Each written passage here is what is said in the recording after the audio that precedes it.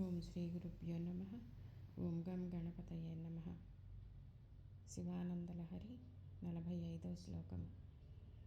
ఛందస్యాఖి శిఖాన్వితైర్ద్విజవరై సంసేవితే శాశ్వతే సౌఖ్యాపాదిని ఖేదఖేదిని సుధాసారై ఫలైర్దీపితే చేతః పక్షిశిఖామణే త్యజ వృథా సంచారమన్యైరలం నిత్యం శంకరపాదపద్మయుగళీ నీడే విహారం కురు. ఓ మనసా, ఓ మనోరూప పక్షిలాగా ఎందుకు అటు ఇటు ఇటు అటు పరిగెడుతూ ఉంటావు?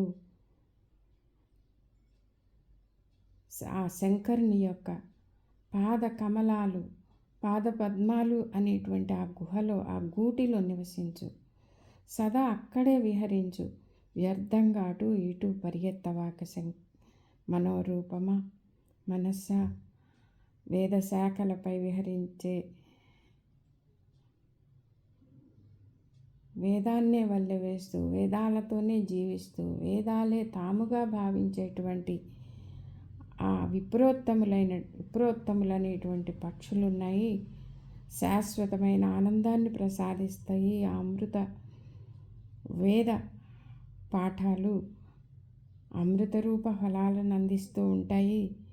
ఎల్లప్పుడూ సదా ఉండేటువంటిది ఆ సదాశివుని యొక్క పాదకమలాలు అనేటువంటి గూటిలో విహరిస్తూ ఉండు. అక్కడే తిరుగుతూ ఉండు. ఆ పాదకమలాల చుట్టే తిరుగుతూ ఉండు. మనసా, వ్యర్థంగా అటు ఇటు పరిగెత్తవాక, ఆ విషయాలు పట్టించుకోవాక మనసా, ఆ శంకరుని యొక్క స్మరణలో, ఆ సదాశివుని యొక్క పాదాలనే శరణు వేడు.